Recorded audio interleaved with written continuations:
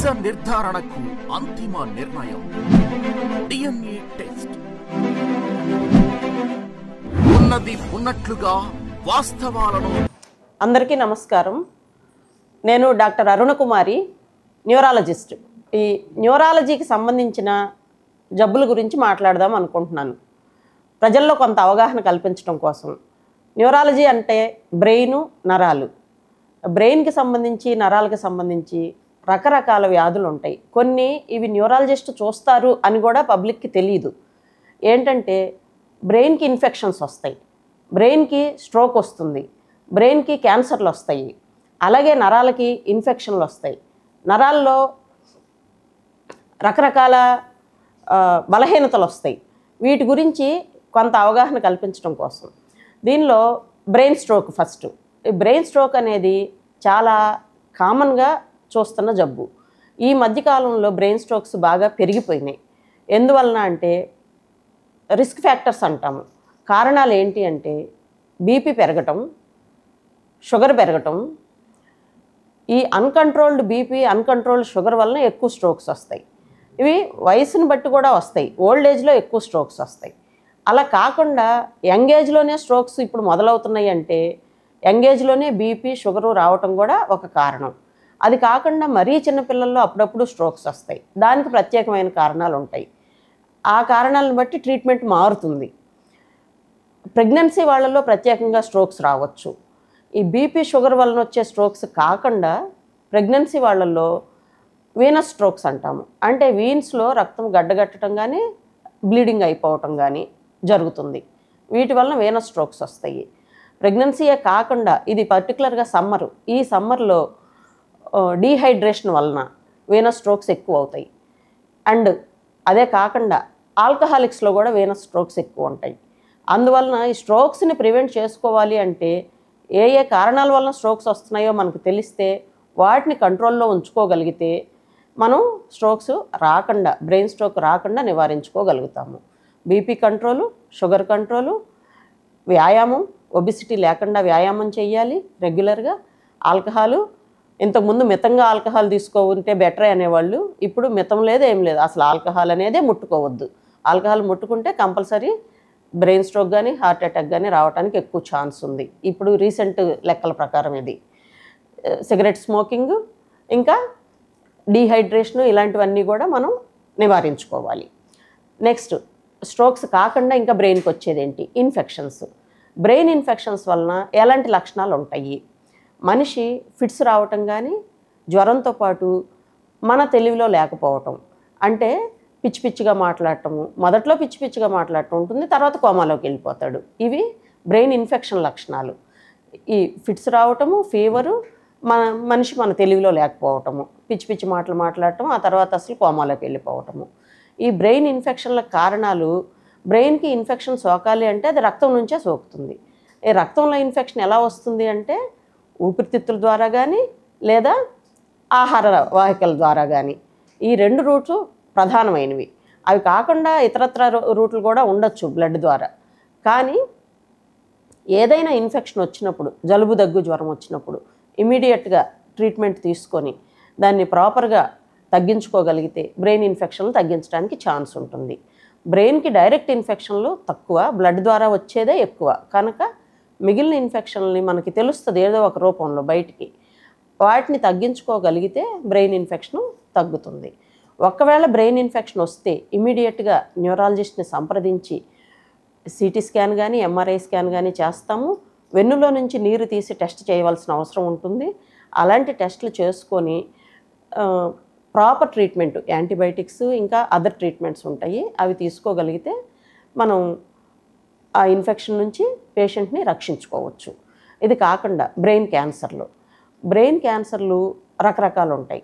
కొన్ని క్యాన్సర్లు అంత ప్రమాదకరమైనవి కాదు, కొంచెం పెరుగుతూ ఉంటాయి. అవి లక్షణాలు మొదట్లో పెద్దగా తెలియదు. ఒక సంవత్సరం తర్వాత, 2 సంవత్సరాల తర్వాత లక్షణాలు బయటపడతాయి. అలా కాకుండా కొన్ని క్యాన్సర్లు ఉంటాయి, అగ్రెసివ్ క్యాన్సర్స్.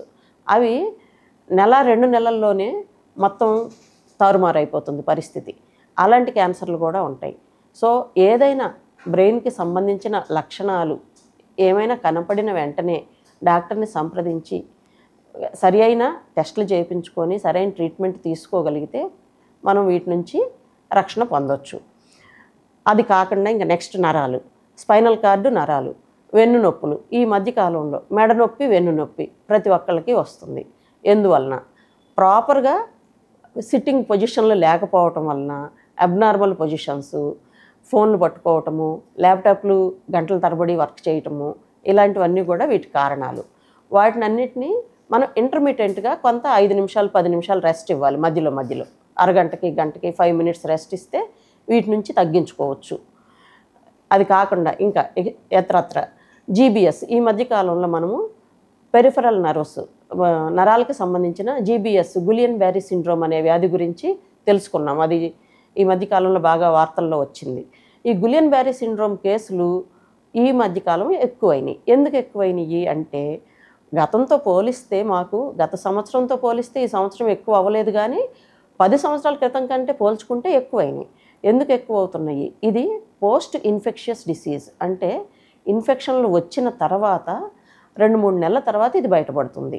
ఇది ఆటో యాంటీబాడీస్ ప్రొడ్యూస్ అయ్యి మన బాడీలో ఈ పెరిఫెరల్ నర్వ్స్ మీద పనిచేసి ఆ నర్వ్స్ని సరిగ్గా పని చేయనివ్వకుండా, ప్రాపర్గా పని చేయనివ్వకుండా వాటిని చచ్చుబడేలాగా చేస్తాయి. అందువల్ల ఈ ఆటో ఇమ్యూన్ డిసీజెస్ రాకుండా ఉండాలి అంటే ముందు ఇన్ఫెక్షన్లు నివారించుకోవాలి. ఇవాళ వచ్చిన ఇన్ఫెక్షన్ కలుగజేయట్లా ఆటో ఇమ్యూన్ డిసీజ్ని. ఎప్పుడో 2-3 నెలల క్రితం వచ్చిన ఇన్ఫెక్షను ఈ డిసీజ్ని కలుగజేస్తుంది. కనుక మనం సరి అయిన జాగ్రత్తలు తీసుకొని మన ఎన్విరాన్మెంట్లో, మనం తినే ఫుడ్లో మన ఇన్ఫెక్షన్లు రాకుండా చూసుకోగలిగితే, కాలుష్యం లేకుండా చూసుకోగలిగితే ఈ ప్రాణాంతకమైన వ్యాధుల నుంచి మనం రక్షణ పొందొచ్చు. అది కాకుండా ఇంకా మజిల్ డిసీజెస్, కొన్ని కండరాలకు సంబంధించిన జబ్బులు కూడా న్యూరాలజిస్టులుగా మేమే చూస్తాము. ఈ మజిల్ డిసీజెస్ ఏంటి అంటే కొంతమందికి పుట్టుకలోనే వస్తుంది. పుట్టుకలోనే కింద కూర్చొని లేవలేకపోవటం, చిన్నప్పటి నుంచే పాకలేకపోవటం, నడవలేకపోవటం, పరిగెత్తలేకపోవటం, ఇలాగా స్టేజ్ని బట్టి కొన్ని డిసీజెస్ కొన్నాళ్ళ వరకు బాగానే ఉంటారు. అంటే 7-8 ఏళ్ళ వరకు బాగానే ఉంటారు. తర్వాత కింద కూర్చొని లేవలేరు. ఆ తర్వాత నెమ్మదిగా పరిగెత్తలేరు. మనం లేపి నిలబెడితే నడుస్తాడు, కానీ పరిగెత్తలేడు. ఆ తర్వాత ఇంకా కొన్నాళ్ళ తర్వాత మనం లేపి నిలబెట్టినా నడవలేడు. ఇలాంటి మజిల్ డిసీజెస్ కూడా అవి జన్యుపరంగా వచ్చినాయా లేదంటే ఏదైనా ఎంజైమ్ లోపం వలన వచ్చినాయా అనేది చూసుకోవాలి. ఎంజైమ్ లోపం వలన వచ్చిన జబ్బులైతే మనం ఆ టెస్ట్ చేయించి ఆ ఎంజైమ్ని రీప్లేస్మెంట్ థెరపీ ఇవ్వగలిగితే కనుక మళ్ళీ వాళ్ళు ఆటోమేటిక్గా మామూలు మనుషుల్లాగా పని చేసుకోగలుగుతారు. అయితే ఈ ఎంజైము ఎంత రిపీటెడ్గా ఇవ్వాలి, ఏ ఎంజైమ్ డెఫిషియన్సీ, ఇవన్నీ లెక్కలు ఉంటాయి. సో ఇలాంటి మజిల్ డిసీజెస్కి కూడా కొన్ని డిసీజెస్కి ట్రీట్మెంట్ లేదు, జెనెటిక్ డిసీజెస్కి, కానీ కొన్నిటికి ట్రీట్మెంట్ ఉంది. కనుక మనం ఏదైతే ట్రీట్మెంట్ చేయించుకోగలుగుతామో, ఏదైతే చేయించుకోలేమనేది ముందు తెలియాలి అంటే ఖచ్చితంగా న్యూరాలజిస్ట్ని సంప్రదించాలి. ఇదే కాకుండా ఇంకా ఈ మూమెంట్ డిజార్డర్స్ అంటాం. అంటే హైపర్ కైనెటిక్, కొంతమంది ఇలాగ కదిలిపోతూ ఉంటాయి, చేతులు కానీ కాళ్ళు కానీ డ్యాన్స్ లాగా వేస్తూ ఉంటారు. అది ఒక మూమెంట్ డిజార్డర్. దాన్ని కంట్రోల్ చేయాలి అంటే దానికి మందులు ఉంటాయి. ఆ మూమెంట్ డిజార్డర్స్ కూడా కారణాలు ఉంటాయి. కొన్ని జెనెటిక్ ఉంటాయి, కానీ కొన్ని ఎక్కువ మూమెంట్ డిజార్డర్స్కి మనము ట్రీట్మెంట్ ఇవ్వచ్చు. కనుక ఏదైతే ప్రాబ్లం వచ్చిందో ఇమీడియట్గా డాక్టర్ని సంప్రదించి దానికి మనం వైద్యం చేయించుకోవడానికి అవకాశం ఉంది. అది కాకుండా ఇంకొకటి ట్రెమర్ అంటాము, ఇలా వణుకుతూ ఉంటాయి. ఈ వణికే కేసులకు కూడా చాలా సింపుల్ మందులతోనే ఈ వణుకు అనేది తగ్గించవచ్చు. సో అదొకటి. అది కాకుండా ఇంకొకటి పార్కిన్సోనిజం అంటాం. ఈ పార్కిన్సోనిజం ఏంటంటే చిన్న వణుకు ఉంటుంది, దాంతోపాటు స్లో అయిపోతాడు మనిషి. అంటే ఇంతకుముందు స్పీడ్గా పనిచేయగలిగిన మనిషి ఇప్పుడు స్లోగా చేస్తున్నాడు. స్నానం చేయటం స్లో అయిపోతుంది, బ్రష్ చేయటం స్లో అయిపోతుంది, తినటం స్లో అయిపోతుంది, నడవటం స్లో, అన్నీ స్లో అయిపోతాడు. ఆ పార్కిన్సోనిజంకి కూడా ట్రీట్మెంటు చాలా మంచి రకాల మందులు వచ్చినాయి. ఇప్పుడు మంచి ట్రీట్మెంట్ ఉంది. అవసరమైతే సర్జరీ కూడా ఉంది దానికి. అది కాకుండా ఇంకా మతిమరుపు. ఈ మతిమరుపును చూసేది కూడా న్యూరాలజిస్ట్ డాక్టర్లే. మతిమరుపు అంటే డిమెన్షియా. ఈ మెమరీ లాస్ పేషెంట్స్ ఏ రకమైన మెమరీ లాస్, ఏజ్ని బట్టి వచ్చే అల్జీమర్స్ డిసీజ్ అయితే ఒక రకమైన ట్రీట్మెంటు. అలా కాకుండా ఇంకా వేరే రకాల వలన ఏదైనా ఇన్ఫెక్షన్ల వలన వచ్చిన మెమరీ లాస్ అయితే ఆ ఇన్ఫెక్షన్ ట్రీట్మెంటు. లేదా హార్మోన్ లోపం వలన వచ్చిన మెమరీ లాసు, వైటమిన్ డెఫిషియన్సీ వలన వచ్చిన మెమరీ లాసు, ఇలాగ రకరకాల కారణాలు ఉంటాయి. ఆ కారణాలని అనలైజ్ చేసుకొని దాని ప్రకారము ట్రీట్మెంట్ తీసుకుంటే ట్రీటబుల్ కండిషన్స్ అన్నీ ట్రీట్మెంట్ బాగా జరుగుతుంది, ఎఫెక్టివ్గా పనిచేయగలుగుతారు. కొన్ని ట్రీటబుల్ కాకపోయినప్పటికీ కొంత లైఫ్ ప్రొలాంగేషన్ ఒకటి, రెండోది ఆ బతికినంత కాలము ఎక్కువ డిజబిలిటీ లేకుండా బతకటం ఎలాగా అనేది ఇవి తెలియాలి అంటే ఖచ్చితంగా న్యూరాలజిస్ట్ని సంప్రదిస్తేనే ఈ జబ్బుల గురించి సరైన వైద్యం అనేది అందుతుంది. నమస్కారం అండి. నేను గవర్నమెంట్ హాస్పిటల్ గుంటూరు జీజీహెచ్లో పనిచేస్తున్నాను అసోసియేట్ ప్రొఫెసర్గా. ఈ గుంటూరు జీజీహెచ్లో ఇప్పుడు నేను చెప్పిన అన్ని రకాల కేసులు వస్తున్నాయి. ఇవే కాకుండా రేర్ కేసులు వస్తాయి ఎప్పుడైనా మాకు. ఆ రేర్ కేసులకి జెనెటిక్ టెస్టులు కానీ ఇంకా అవసరమైన రేర్ బయాప్సీలని ఇలాంటి టెస్టులు చేయవలసి వస్తుంది. అవి కూడా అన్నీ ఉచితంగా గవర్నమెంట్ హాస్పిటల్లో అందుబాటులో ఉన్నాయి. కనుక ప్రజలందరూ ఈ గవర్నమెంట్ హాస్పిటల్ సేవల్ని వినియోగించుకోవాలని కోరుకుంటూ సెలవు తీసుకుంటున్నాను.